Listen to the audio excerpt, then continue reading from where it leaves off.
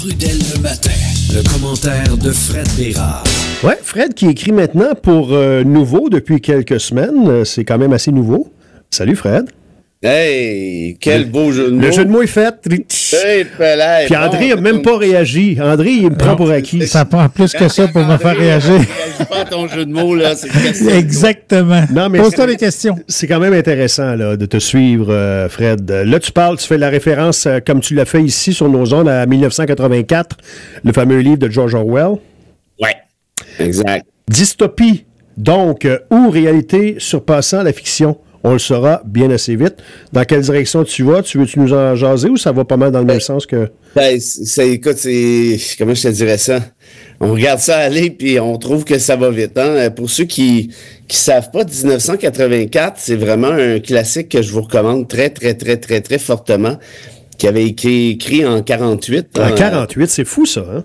Ouais. D'ailleurs, tu disais hier que c'était inversé, hein, 48, 84. Ouais, exact. 84 pour une espèce de projection vers le futur. Ouais. Puis Orwell, c'est vraiment un gars intéressant. Hein. Il est né en Inde, si je me trompe pas. Ben, c'est un British là, de comment je te dirais, de souche? Voyons, de souche, exact, mais il est né en Inde là-bas. Ah. Il a vu des atrocités, bref. Et il craignait beaucoup les régimes communistes, les régimes dictatoriaux. Il a écrit La ferme des animaux, là, avec une espèce de métaphore avec deux cochons, là, notamment Napoléon, où c'était Staline puis Trotsky qui se battaient pour remplacer le vieux cochon décédé, Lénine. Tu sais, c'est vraiment un auteur, c'est un génie, là. C'est vraiment pas... Donc, quand je fais allusion à tes cochons en les appelant Lénine, puis je suis hot, là. Ouais, il y en a qui a pensé avant toi, mais tout ça pour dire que Orwell, dans 84, écrit donc ce petit chef-d'œuvre-là en faisant référence justement à une espèce d'État qui efface des mots, qui efface des continents. Big Brother is watching you. Hein? Le Big Brother te regarde, te surveille toujours. Il y a toujours une caméra. Le futur, c'est quoi? Ben, le futur, c'est la botte fasciste étampée en plein visage. Après ça, il y a des passages là-dedans, tu lis ça, puis tu regardes ce qui se passe avec Trump, puis tu te dis, OK, mais attends, là, c'est parce que c'est copié-collé, là. Ouais. Par exemple, il écrit, il y a personne qui veut avoir plus de pouvoir momentanément, là. Tu vas avoir plus de pouvoir, c'est parce que tu veux le garder. Écoute, il y a des passages là qui sont épeurants tellement ils sont criants de vérité. Il y a aussi le bon vieux classique, hein, la liberté, c'est l'esclavage. Mm-hmm. On réécrit le lexique au final. Et puis voilà, ben c'est là qu'on en est. C'est pour ça que ça m'a donné l'idée d'écrire cette chronique-là pour nous. J'ai une question pour toi qui me chicote, parce que on voit ça aller, on regarde ça aller, puis il y a beaucoup de contrôle. Quand on parle de dictature, là, et ce que tu viens d'évoquer, il y a énormément de contrôle. Et les adeptes de ce genre de régime tentaient de fuir un certain contrôle. On sait comment les gens sont rouspéteux par rapport à toute forme de contrôle. Ah ben là, quand c'est le contrôle de Donald, ça, c'est pas pareil. Bon, tu l'expliques juste de même, aussi facilement que ça, simplement que ça? C'est parce que ces gens-là, ils comprennent pas qu'ils vivent dans une contradiction épouvantable. OK. Ils sont là en train de dire, ben là, pour moins les Trumpistes québécois, là, mais les Trumpistes américains, Donald défend la Constitution, il est là pour défendre notre Constitution. D'autres, t'es pas sérieux, là. Donald, tout ce qu'il fait viole la Constitution, là, puis il s'en cache même pas, là. Tu sais, je veux dire, au moins, assume-toi, mais ils sont tellement tout mêlés, pour pas dire, ils sont tellement stupides. Ils se font enlever des libertés, puis ils ont l'impression que c'est le contraire. Oui, mais ça, tu vois, en 84, c'est dans le livre 84, et il en parle, évidemment, et tu manipules, Trump, il manipule des masses. Écoute, il est allé dire en fin de semaine, on en a parlé hier, celui qui veut sauver son pays n'a pas à respecter la loi. Mm-hmm. Bon, et c'est ça, c'est Napoléon Bonaparte là, qui disait ça. Ça a été repris par Hitler, ça a été repris par Mussolini, par Franco, bref, tous les pires fascistes de l'histoire. Trump, il te replace ça comme ça, paf, sur la gueule. Puis là, t'as même gang qui dit « Ouais, mais il est là pour protéger ma Constitution. » Il vient de te le dire qu'il fera pas. Il la varlope. Il vient de te le dire. Il dit « Je suis pas obligé de suivre la Constitution parce que moi, je suis là pour sauver le pays. » Écoute, puis en fouillant, je suis tombé sur des perles pour la chronique, notamment Robert Kennedy Jr., qui est un anti-vax, une espèce de complètement pété. Le nouveau ministre de la Santé, là. Non, mais lui, c'est le neveu de John F. Ouais. OK? Et quand sa nomination a été entérinée par le Sénat, jeudi passé, j'ai lu les transcripts parce que je me disais, ça se peut pas, là. Puis écoute bien ça, il est allé dire, ça fait 40 ans que je prie tous les jours, et enfin Dieu a exaucé mes prières, il m'a envoyé Donald. Fantastique. Là, Dieu t'a envoyé Donald. Mais là, c'est parce qu'on parle d'un Kennedy, là. Kennedy aux États-Unis, là, c'est la royauté, c'est sacré. là. Oui, tout à fait. Peut-être pas tant que ça, mais politiquement parlant, en tout cas. Et là, il rajoute quelque chose. Tu sais que Donald et Elon, surtout, ont sacré la hache dans le USAID. USAID, c'est quoi? C'est peut-être le plus beau programme à l'échelle internationale qui existe. Il y a beaucoup d'argent là-dedans pour aider les enfants malades, par exemple, pour les faire vacciner, pour aider à les nourrir avec des infrastructures, créer des infrastructures dans des pays défavorisés. Et comme ça, les États-Unis se donnent bonne conscience, hein, parce qu'on sait qu'à l'échelle internationale, c'est pas toujours cute. Mais ce programme-là, c'est un programme extraordinaire. Là. Ça, n'importe qui va te le dire. Mais Kennedy est allé, écoute bien ça, pendant sa nomination, c'est-à-dire la première réalisation de Trump pour laquelle vous êtes content, d'avoir sacré USAID, d'avoir sacré la hache dans USAID, ça c'est une maudite bonne idée. USAID, là, c'est un programme qui crée le totalitarisme et la guerre. Wow. Et là, tu dis le totalitarisme et la guerre, mais c'est donner à manger à des enfants qui ont faim. Où tu vois le totalitarisme puis la guerre là-dedans? Mais l'ironie de la chose, tu sais quoi? J'ai rien entendu encore. Assis-toi bien comme faut. OK. Sais-tu qui a créé USAID?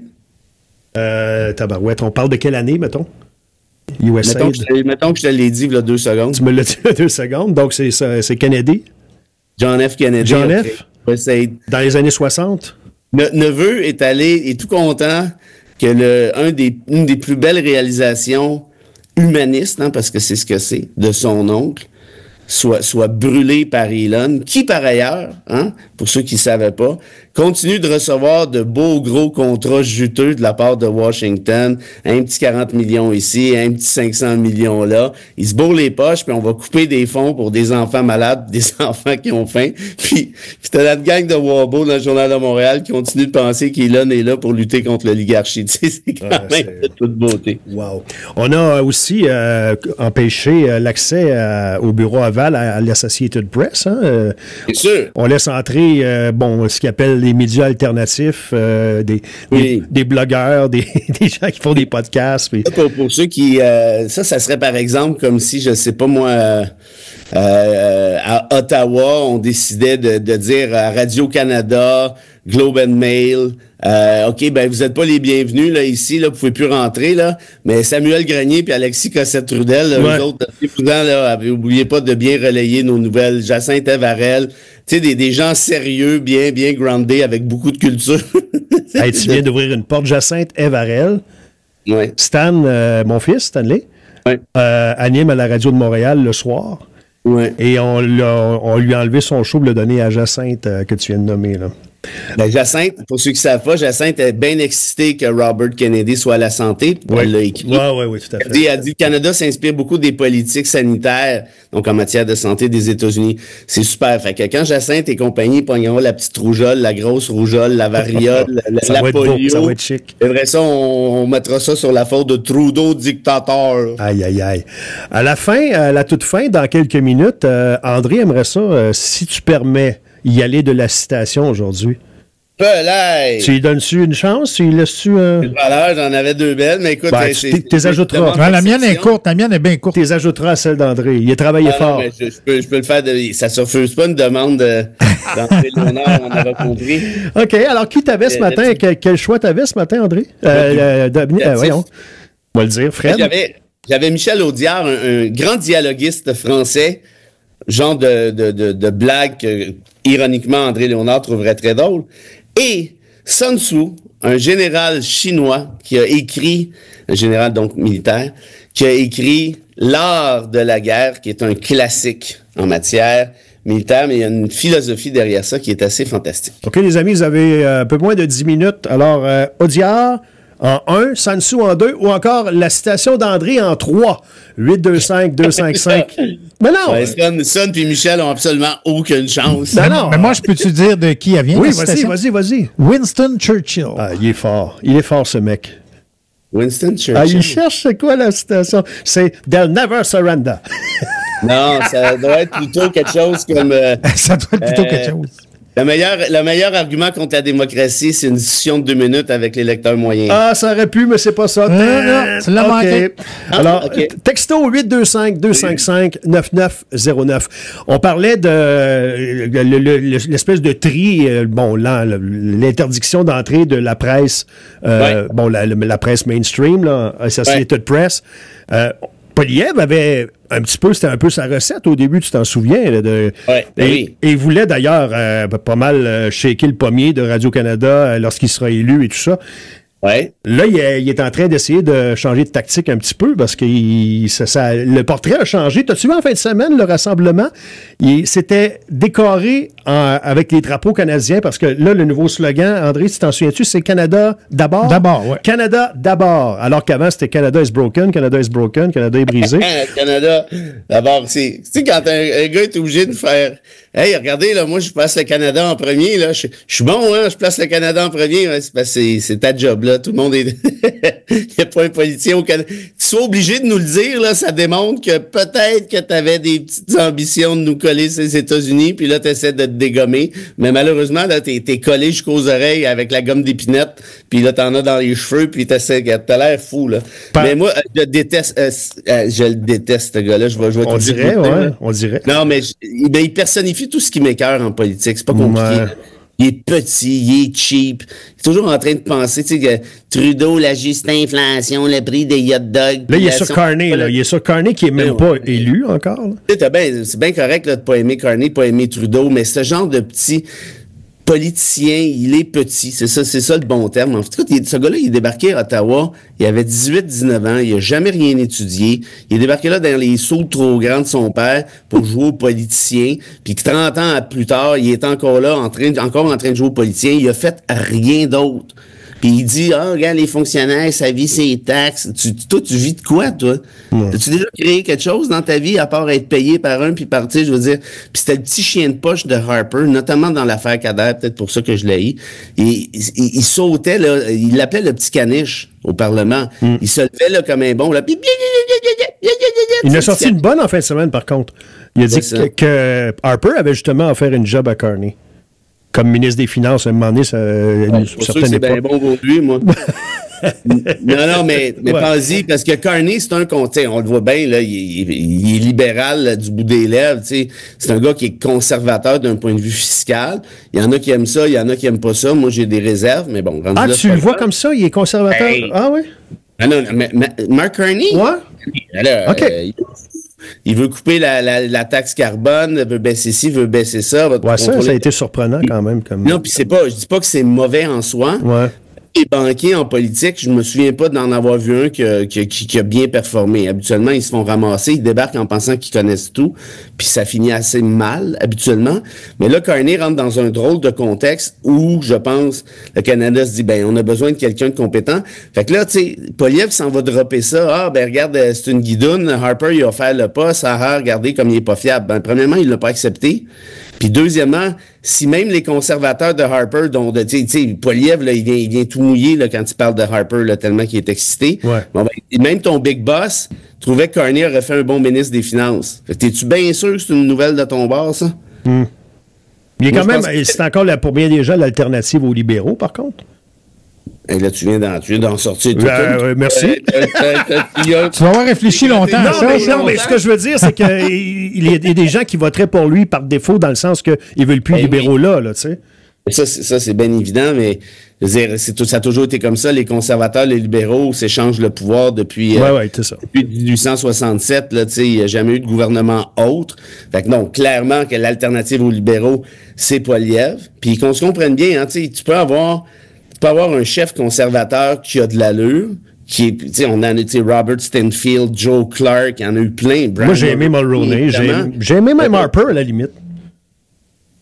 OK, là, on sera plus des amis. Mais toi, t'as aimé Mulroney pour des raisons... Oui, pour lui, là. Tu tripais sur sa femme, là, en tout cas, bref. Non, mais Mulroney a été quand même bon, là, on peut le dire. Mulroney, je pense, ça a été, particulièrement pour le Québec, notamment, et au-delà de ça... La diplomatie... Il a lutté contre l'apartheid en Afrique du Sud. Ouais. En matière de réchauffement climatique, il a fait sa part. Tu sais, à l'échelle internationale, notamment, Mulroney, il était pas gênant du tout. Au contraire. Ça pour dire que tu peux avoir des bons chefs conservateurs, même si on n'est pas mais à l'époque, Mulroney, aujourd'hui, serait vu comme plutôt un libéral, tu sais, je veux dire, versus Trop mou, ouais. beaucoup plus à droite que Mulroney. Même Mulroney le disait. Poilievre, c'est même plus de la droite, c'est juste du populisme. Tu sais, c'est quand même le gars qui nous a dit d'investir dans Bitcoin, là. Ouais. Et c'est le gars qui est allé encourager les truckers à aller faire des oink-oink à Ottawa dans des spas puis manger des Timbits, là. Ouais. Fait que je veux dire, à un moment donné, si vous voyez un homme d'État dans ce gars-là, ben moi je décroche, là, je le vois pas, là. Puis comment tu trouves, on va terminer là-dessus, qui se positionne face à Trump, ça a été surprenant là, pour une partie de sa base, là. Ben là, c'est parce qu'il n'y a pas le choix. Parce que premièrement, il est coincé parce que les plus crinqués de sa gang, s'ils continuent de taper sa tête de Trump, ils vont aller chez Maxime Bernier. Ça te donne une idée, là. Puis le problème, c'est que là, il y a une portion, il y a besoin d'une portion importante de la population qui déteste Trump. Et il faut qu'il soit capable d'aller les cruiser sans trop se mettre sa base à dos. Et il est un peu coincé. Là. Je pense qu'il y a 20% de sa gang qui serait prêt à ce qu'on devienne le 51e État. Tu sais, c'est 1 sur 5, ça commence à être beaucoup de monde. Sinon, peut-être même un peu plus aujourd'hui avec toute la propagande trumpiste. Fait que voilà, à suivre. OK. Est-ce que tu as une belle histoire ce matin? Oui, Jean-Sébastien Bach. Oui.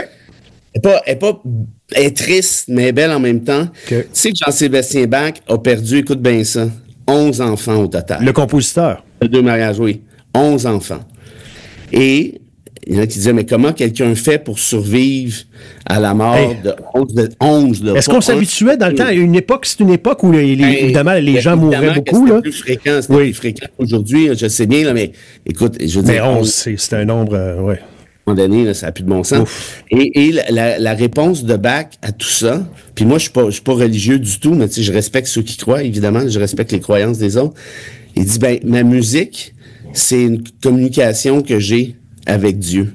Puis quand tu écoutes du Bach, tu peux, moi, je suis pas spirituel, là, mais tu peux quand même l'imaginer. Alors, pour ceux qui ont du Bach à portée de main là, sur le web et autres, écoutez ça, puis vous allez voir, t'entends vraiment, effectivement, j'ai écouté pour être sûr, t'entends, en fait, maintenant que je le sais, c'est céleste. À ma perception, là. Ouais, il y a un petit côté céleste, effectivement. Ouais, mais allez pas écouter ça avant 10 heures, s'il vous plaît. Ça reste avec nous autres. Non, oui, mais tu peux mettre Bach aussi, tu sais. Pendant une nouvelle, André. André l'emporte, d'ailleurs. Citation. Ben oui, on s'est arrangé avec le gars des vues. Ah, écoute. La couture.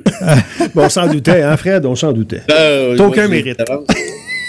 On t'écoute? Alors, Winston Churchill a dit, « Là où se trouve une volonté, il existe un chemin. » C'est tellement beau. C'est beau. Moi, j'ai envie de broyer.